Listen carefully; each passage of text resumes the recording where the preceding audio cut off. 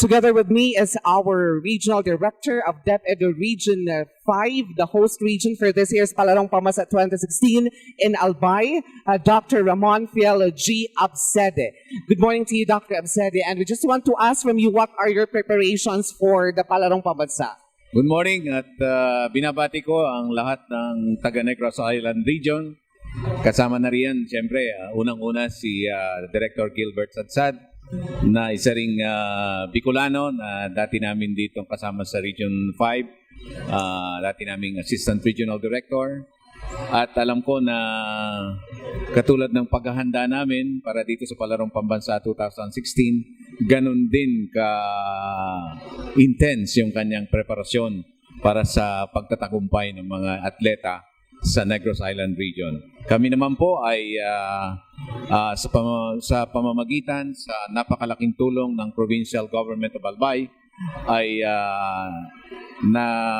nakapag-prepara para dito sa Palarong Pambansa dahil sa kanilang suporta, napakalaki at yung aming mga facilities dito, ang aming billeting centers, playing venues, sila po talaga yung aking pinagkakautangan ng loob dito na maibigay lahat itong pangangailangan para sa matagumpay na Palarong Pambansa 2016. Now, bukas na po ang formal na pagbukas ng Palarong Pambansa 2016. How ready na po ang Albay?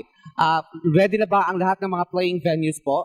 Opo, at ready na po. In fact, naglalaro na nga po yung football ngayon sa ating Bicol University grounds sa stadium ng Albay Tourism and Sports Complex. At lahat po yan ay handang-handa na para tirahan ng mga atleta at mga opisyal ng iba't ibang riyon. At siyempre, paglaruan itong ating mga atleta rin dito sa iba't ibang playing venues. About 31 of them, 31 playing venues all over Albay. And 32,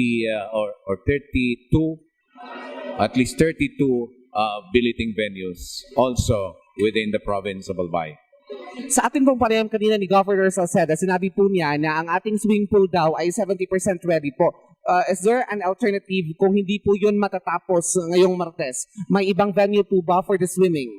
Meron po kaming international standard size or quality swimming pool doon sa Ginubatan Albay, doon po sa Travessia Elementary School. At yun po naman ay ginagamit na rin ngayon ng mga atleta para sa kanilang practice swimming. At ito po namang aming swimming pool dito. Inaasahan po yan ngayong araw o bukas ay ready na para mapaglaruan natin ng ating mga swimmers. Yan po, meron kaming mga alternatives dito na pwedeng paglaruan kung sakali man pong medyo ma-delay itong swimming pool namin. Pero ang pagkakaalam ko po, since April 12 pa naman yung umpisa ng competition sa swimming, ay yan po ay eksakto tapos na po yan. At dyan na po gaganapin ang ating swimming competitions. Okay, now I just want to ask po, gaano po ka-secure ang ating mga athletes or mga delegations dito po sa Albay? Yan po ang ipinagmamalaki ng aming probinsya rito sa Albay. Alam nyo naman po na kami po ay handa sa anumang mga emergency incidents at yung aming safety and security measures dito talaga pong napakahigpit at intensive po yung aming mga plano riyan. Napakatagal na plinano namin yan. Marami kaming mga simulations na ginawa in case of incidents at yan po ay pinamumunuan ng aming Director ng Office of Civil Defense.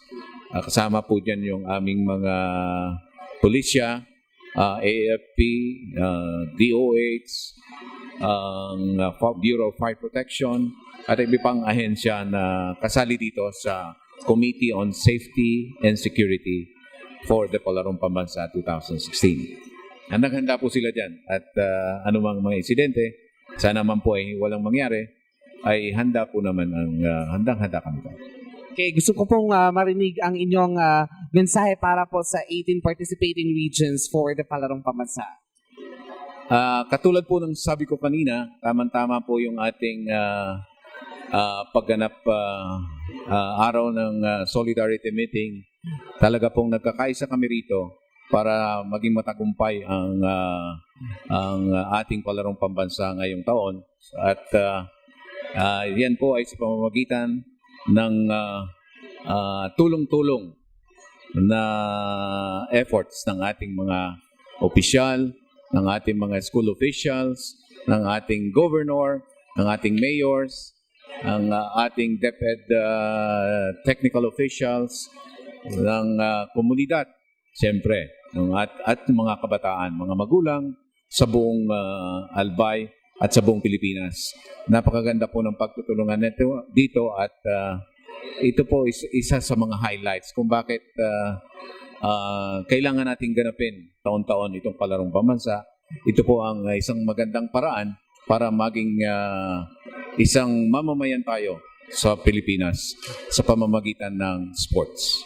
Okay, thank you so much po, Director. And that was our exclusive interview of our Regional Director of DepEd Region 5, Dr. Ramon Fiel G. Absede.